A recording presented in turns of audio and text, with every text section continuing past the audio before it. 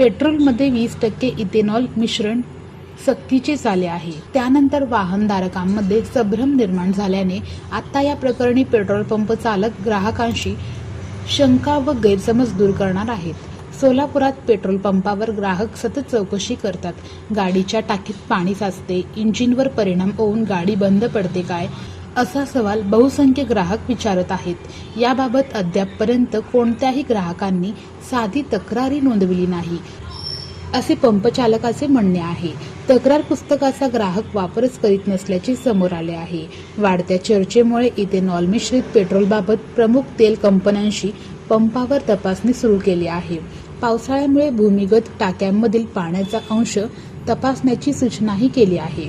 ग्राहकांनी वाहनांची नियमितपणे देखभाल करून इंधन प्रणालीची काळजी घेतल्यास कोणतीच अडचण येणार नाही, असे आवाहन पेट्रोलियम क्षेत्रातील तज्ज्ञांनी केले आहे।